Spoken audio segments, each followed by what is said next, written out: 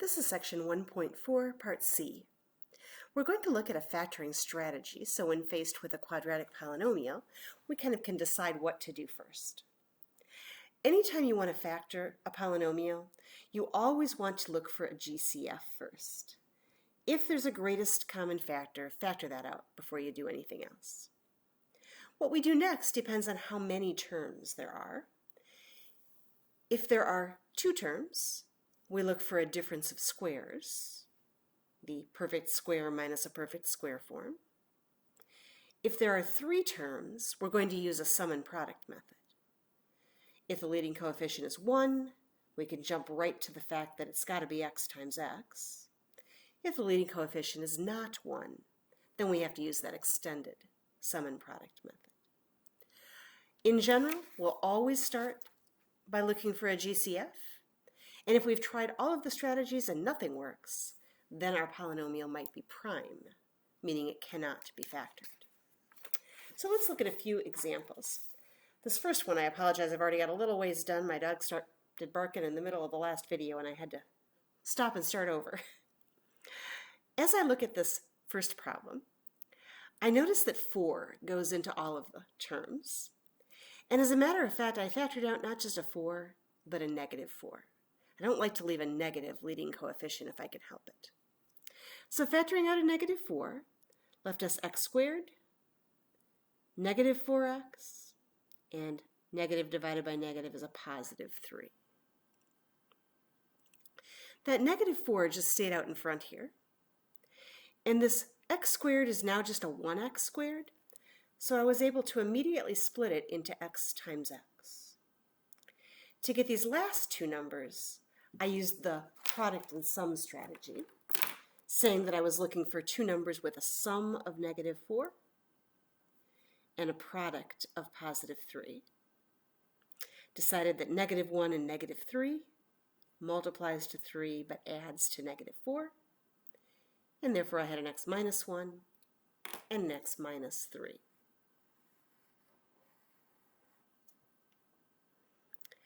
All right, looking at part B.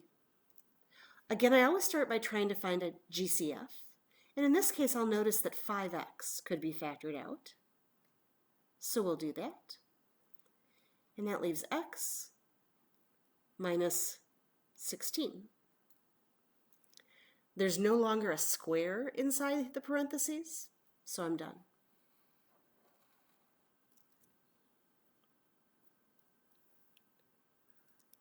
C is just slightly different. Notice there's no x on the end this time. There's still a GCF, but this time it's just 5. I can't factor out an x since there's no x in the second term. That will leave me x squared minus 16. And now there is a quadratic inside my parentheses, so I'm going to see if I can factor some more.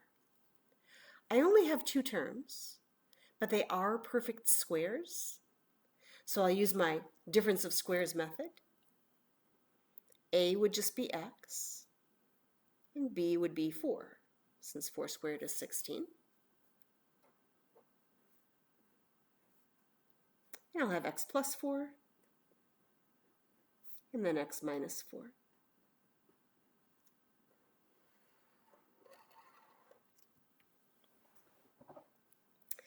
All right, take a look at D. This one, I don't see a GCF. There's nothing that goes into all three terms. So I'm kind of stuck with this one the way it is.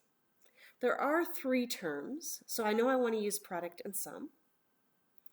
Sum is going to be negative 7. And the product, 4 times negative 36. It's negative 144. Now I specifically wanted to talk about this one because most of us probably aren't going to come up with numbers right off the top of our heads that's going to make that work. So I'm going to recommend that you grab a calculator for this one. And what I like to do is I just like to take that 144 and I'm just going to start dividing it by various values until I can find a pair of numbers that has a chance of giving me that negative 7.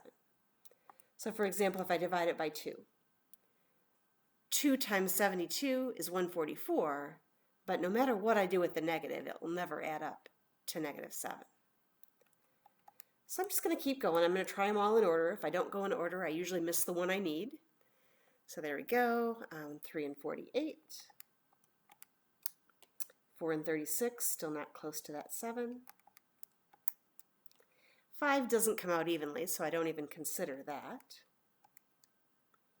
6 and 24. 7 doesn't come out evenly.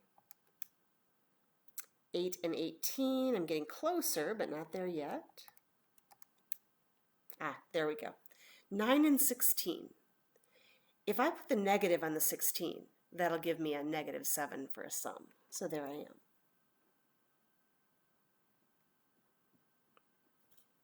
So again, a little bit of calculator work. If you go in order, you don't skip any, you're going to find it relatively quickly. If I hadn't been talking while I did that, we probably could have done that in about 30 seconds, so it's not that bad.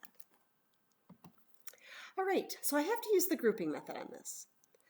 I still have this 4w squared, but then I'm going to take that -7w and rewrite it as a plus 9w minus 16w. And then there's that -36. I now think of this as two groups, and my first group I could factor out a w. Makes that 4w plus 9. There is a minus between the groups, so I'll factor out a negative. And 4 goes into both 16 and 36. And so that leaves 4w, and then negative divided by negative, also a plus 9. Again, these two have to match. If they don't, something has gone wrong and I need to go back. They do match though, so I'll factor out the common binomial, 4w plus 9, leaving a w minus 4. As always, I encourage you to check by multiplying that out to verify that you do get back what you started with. All right, a couple more examples. In E, a squared plus 16, there's definitely no GCF. Nothing will go into both of those. As a matter of fact, I believe what I have here is probably a prime polynomial. With the plus sign, it's not a difference of squares, right? Remember, the only way you can factor using the difference of squares method is if it's truly a difference, and it has that minus sign in there.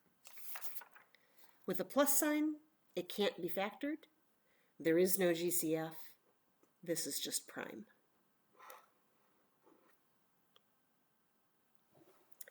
In F, let's see, it looks like I could factor out a 2. There is a GCF of 2, so let's do that. Gives me 3c squared plus 5c plus 4.